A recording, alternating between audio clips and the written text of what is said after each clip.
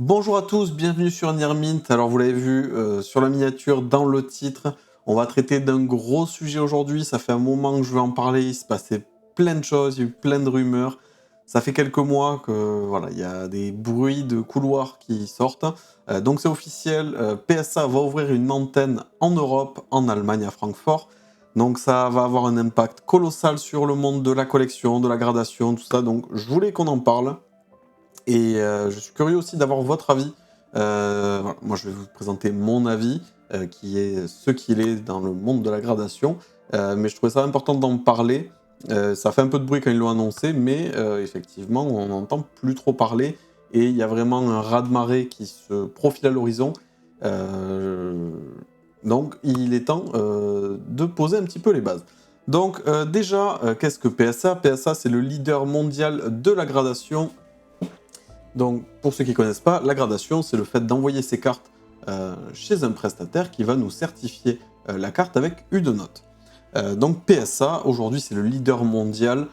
En tout et pour tout, tout confondu, tout est CG, etc. On considère qu'ils sont à peu près à 75% du marché. On est sur plusieurs millions de cartes gradées par an. C'est vraiment le monopole. Il y a un autre très gros acteur qui s'appelle Beckett, qui existe également, donc américain également.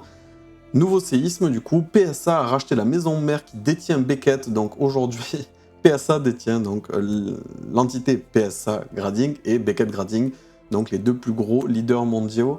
Il va rester CGC, très américain, au milieu, qui seront peut-être rachetés à l'avenir aussi par PSA, donc ça va poser des problèmes de monopole, etc. On va en parler. Aujourd'hui, nous, ce qui nous concerne, c'est l'Europe. Donc la problématique que l'on avait en Europe pendant des années, c'est qu'on n'avait pas vraiment de service de gradation. En tout cas, je parle pour Yu-Gi-Oh! Et même pour Pokémon. Pokémon ont eu PCA il y a quelques années déjà, donc ils ont commencé à pouvoir envoyer en gradation. Mais PSA limitait très très fortement quand ils ont ouvert le français. C'était vraiment que le set de base, etc. Et petit à petit, ils ont ouvert au reste du Pokémon, au Yu-Gi-Oh! Mais bon, contrainte de coût. Déjà, transporter des cartes aux États-Unis, ça coûte extrêmement cher. En plus, il y a des frais de douane, il y a des risques de perte. PSA, c'est des délais qui étaient très très longs à un moment, parce que le monde entier a envoyé et ils n'étaient pas prêts.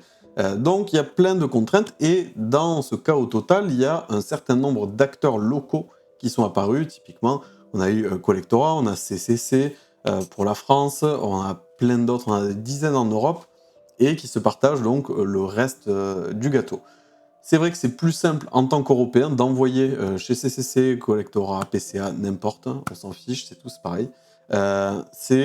J'envoie sur le territoire français, donc j'envoie à moindre frais, et j'ai un service client en français, j'ai pas de frais de douane, le transport est relativement fiable. Voilà, ça facilite quand même beaucoup de choses, et le coût est quand même assez contenu. Donc ça c'est très bien. Donc sur Yu-Gi-Oh, nous on a pas mal poussé ces dernières années parce qu'on n'avait pas vraiment d'alternative sur CCC. Voilà, on a beaucoup envoyé, vous l'avez vu au travers de nos vidéos. Nos collections perso sont en CCC. On va essayer de s'ouvrir de plus en plus à d'autres sociétés de gradation. Là on a fait des tests chez Collectora, je vous préparerai une vidéo. On a été très agréablement surpris des résultats. On ne s'attendait pas à ce niveau de qualité, donc on en reparlera, mais spécifiquement dans la vidéo qui est dédiée. Donc voilà, Yu-Gi-Oh! Le marché, en tout cas rétro Yu-Gi-Oh! À 99% est parti chez CCC. Pour le français, il n'y a pas de souci, c'est comme ça, très bien. Mais ça représente une infime partie de la gradation européenne, et le leader actuellement reste PSA. Donc j'en ai parlé, il y avait quand même des gros freins à envoyer de très grosses cartes à l'étranger, etc., en dehors de la France ou de l'Europe. Donc ça fait très longtemps qu'on entend parler, il y a des rumeurs, comme quoi PSA voudrait s'intégrer directement sur le sol européen. Excusez-moi. Donc il a été question dans un premier temps d'un centre de collecte. Donc c'est-à-dire on envoie nos cartes, nous, en Europe, et ensuite c'est un transfert de dépôt entre l'Europe et les États-Unis. On évitait les frais de douane, etc. C'était pas mal. Et on conservait une seule entité de gradation aux États-Unis et une cohérence des notes. Finalement, ils sont revenus en arrière sur ça, et depuis plus d'un an, ils forment une centaine de personnes. On réalise pas, c'est vraiment colossal. 100 personnes Pour un service de gradation, c'est vraiment, vraiment énorme. Donc, ils sont formés actuellement dans les entrepôts de PSA pour être envoyés en Allemagne. Donc, on n'a pas de date exacte, mais ça serait juillet, août, septembre 2026, donc très très bientôt, pour non pas un centre de dépôt, mais un centre de gradation complet. Donc là, attention, ça voudrait dire que PSA se scinde en deux et on se retrouve avec 2 centres gradeurs. Ça va poser potentiellement des problèmes. Est-ce qu'ils vont être plus indulgents en Europe, aux États-Unis? Voilà, ça va tout être les problèmes. On sait comment ça va se passer. Vous allez envoyer aux États-Unis des cases renvoyés en Europe, vous aurez une note différente, ça va gueuler. Bon, bref, on connaît la classique. Mais bon, aujourd'hui, ils arrivent en Europe, qui est un marché colossal. Ils n'ont pas envie de passer à côté et ils se rendent compte de l'essor qu'a déjà connu, ont déjà connu toutes les entités locales. Il y a eu une implémentation de Beckett qui est passée un petit peu inaperçue, mais il y a quand même eu quelques parts de marché qui ont été prises sur le sol européen l'année dernière. Et c'est pas anodin qu'il y ait ce rachat de Beckett, ils ont déjà une logistique qui est déjà prête, etc. C'est vraiment très très bien géré de ce côté-là, côté Beckett. Donc PSA va pouvoir aussi bénéficier de cette expertise-là. Et surtout qu'ils arrivent du coup à 100 personnes avec des immenses bâtiments. Ça va être vraiment extrêmement pro. Ce que ça va faire et pourquoi ils font ça, c'est déjà pour désengorger la partie américaine, parce que le monde entier envoie chez eux, on a des délais qui sont énormes, il y a beaucoup d'erreurs, je pense que ça vient de ça, il y a un gros forcing qui est fait sur les équipes, et donc à vouloir aller vite, à vouloir faire plus, ils gradent des millions de cartes par an, la qualité est dégradée. Donc déjà, ils vont récupérer tout le marché européen pour délester les États-Unis et libérer des créneaux et raccourcir surtout les délais. Nous, ce que ça va nous permettre, c'est d'envoyer pour très peu cher. Je pense qu'ils vont arriver avec une offre très très compétitive pour les Européens et pour clairement casser le marché.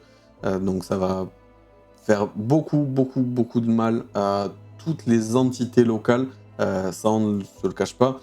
Ça, après, ce sera à chacun de choisir là où il veut envoyer. Aujourd'hui, on a 2 types de collectionneurs. On a le collectionneur pur, c'est-à-dire il a ses collections, il a ses cartes. Il envoie dans la société de gradation qu'il aime, parce qu'il aime le boîtier, parce qu'il aime les gens, l'histoire, peu importe. Et ensuite, il y a la partie investissement. Aujourd'hui, PSA donne la plus grosse valeur sur le marché, même si CCC côté français s'en sort extrêmement bien. On ne peut pas rivaliser à note égale entre un PSA 10, un CCC 10. Vraiment, PSA en moyenne, je dis bien en moyenne, il y aura toujours des cas particuliers, en moyenne sera toujours plus haut. Donc il y a une grande majorité, une grande partie de la population qui se dit moi je grade pour ma collection, mais peut-être que dans 1 an, peut-être dans 2 ans, ou peut-être demain, j'aurai envie de revendre ces cartes et donc de maximiser mon bénéfice. Donc la question va se poser, et ce qui risque de se passer, c'est les gens vont faire un test, ils vont envoyer chez PSA, ils vont voir que ça se passe bien, ils vont récupérer leurs cartes, ils vont pas payer très cher, ils ont une plus-value très forte sur leurs cartes, et à partir de là, ça va devenir très compliqué pour les acteurs locaux. Et ça, je pense qu'ils s'y préparent, il y en a très peu qui en parlent, et je pense qu'il y a un acteur actuellement qui peut tirer et qui tirera son épingle du jeu, pour moi c'est Collectora, qui a une vision, en tout cas qui montre une facette non premium, entre guillemets, je parle pas de leur travail, mais ils sont très abordables, ils travaillent avec beaucoup d'artistes, ils proposent des personnalisations pour les cartes, pour les boosters, pour les boîtiers, il y a plein de choses, ce que ne fait pas PSA, qui est très générique. Et donc je pense que l'avenir me le dira, mais vu la part de marché qui a été prise par Collectora, parce qu'ils sont très peu chers, et il y a cette personnalisation, ils vendent un service qui n'existe pas ailleurs. Et donc c'est là où eux vont soit pouvoir survivre, soit pouvoir continuer à se développer en parallèle des autres. Là où ça va être en frontal, ce sont PCA, CCC, Pure Grading, toutes les autres sociétés de gradation classiques. On va avoir les sociétés de gradation classiques type CCC qui, elles, à l'avantage de PSA, possèdent des subgrades, donc il y a plusieurs sociétés qui le font, dont Beckett. Beckett qui maintenant appartient à PSA. Donc à voir, est-ce qu'il va y avoir une évolution côté PSA? Ils ont déjà fait des tests avec des subgrades, etc. Pour l'instant, on a encore cette partie premium avec les subgrades, avec les grade reports, etc. qui donne encore un avantage à ces sociétés de gradation, mais pour combien de temps? Donc le risque à court terme, ça va être une baisse généralisée d'envoi, je pense, dans les sociétés locales. Ça, on va pas se le cacher. Moi, le premier, quand ils vont ouvrir, je vais tester, j'ai envie de tester, voir comment ça se passe, le service, le dépôt, etc. Les délais et les notes. Et ensuite, ça va être qu'est-ce qui va se passer sur le long terme. Est-ce qu'ils vont pratiquer des tarifs extrêmement bas pour étouffer la concurrence? Alors là, on n'est pas aux États-Unis, il va y avoir peut-être des problèmes de monopole qui vont s'appliquer en Europe ou autre, ça va rentrer dans les procédures, mais il va falloir que les sociétés locales aient les reins très très solides pour pouvoir concurrencer des sociétés comme ça qui pèsent vraiment des centaines de millions de dollars et qui ont un cash infini et une force de frappe juste phénoménale. Le risque qu'on peut avoir aussi, ça peut être PSA très agressif, c'est-à-dire qu'il va racheter potentiellement les sociétés locales, soit pour les détruire, soit pour continuer, mais on peut arriver vers une monopolisation globale de la gradation. Ça serait très étonnant, mais c'est une stratégie qui peut s'entendre. Aujourd'hui, tant que les sociétés ne sont pas très grosses au niveau local, elles pourraient se faire racheter et se faire détruire, et PSA récupère le monopole. Il reste PSA, Beckett, c'est terminé, et ils ont l'intégralité du marché. Alors, maintenant sur le long terme. On va être surtout drivé au niveau de tous les TCG, je pense, par Pokémon. Aujourd'hui, c'est Pokémon qui décide du choix. Et actuellement, voilà, ça ne fait pas débat. Société de gradation, c'est PSA sur Pokémon. Si ça se concrétise, c'est-à-dire qu'on va avoir un énorme déplacement du marché chez PSA et tous les autres TCG vont suivre pour coller à ça, je le vois très très fortement arriver. La problématique, c'est d'un autre côté, ça va démultiplier également le nombre de cartes gradées sur le marché. Alors c'est une bonne chose, ça donne du choix aux consommateurs, mais offre-demande, plus vous avez d'offres, la demande ne va pas bouger normalement, ou elle va augmenter de manière classique, mais l'offre va exploser.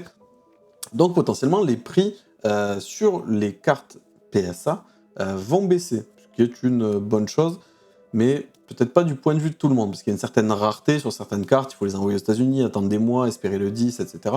Si on peut envoyer pour 10 euros, 15 euros chez PSA et envoyer des bulks énormes, on va se retrouver à profusion de cartes PSA, et du coup, ça va noyer le marché, les prix vont baisser, ça va se rapprocher du prix retail. Bon, ça, il n'y a pas de souci, tant mieux. Donc voilà, on a fait à peu près le tour. Donc pour résumer, donc PSA s'implante dans quelques mois en Europe pour garantir des prix très bas, une transparence, une rapidité, une fiabilité sans égale. Ils envoient une centaine de personnes directement sur site. On va suivre ce que ça va donner. Ça va faire un très très grand boom partout dans la communauté. Donc Yu-Gi-Oh! Ça va être pareil. On sent en discutant avec les différents gros acteurs de la gradation, en tout cas en France, qu'il y a quand même une appétence et une envie potentiellement de transition vers PSA. Malgré les écueils qu'on connaît à PSA, toutes les sociétés de gradation ont des problèmes. Que ce soit Collectora, que ce soit CCC, PCA, on n'en parle pas, mais PSA, peu importe, vu sur le volume global de toutes les cartes, c'est normal qu'il y ait des problèmes. Après, là où ça va se différencier, c'est comment sont traités ces problèmes par les différentes sociétés. Ça, c'est encore un autre sujet, mais on risque d'avoir cette monopolisation par PSA et de faire couler les acteurs locaux, ce qui est une très très mauvaise chose. La concurrence est essentielle. S'il n'y a pas de concurrence, c'est-à-dire que c'est PSA qui décide du marché et c'est PSA qui décide des prix. S'ils sont seuls sur le marché, la gradation va passer de 15 euros à 30 euros ou à 40 euros et on n'aura pas le choix parce que si on veut faire grader nos cartes, il n'y aura plus que. Donc je suis très très curieux d'avoir vos avis, vos retours sur ça. Qu'est-ce que vous en pensez, vous? Quelle société de gradation vous utilisez? Est-ce que vous avez envie de tester PSA? Vraiment partagez dans les commentaires, je suis extrêmement curieux d'avoir votre retour sur ça. Donc on vous tient au courant de toutes les évolutions, de tout ce qui se passe au niveau des news de PSA en Europe, et on se retrouve très vite pour une nouvelle vidéo.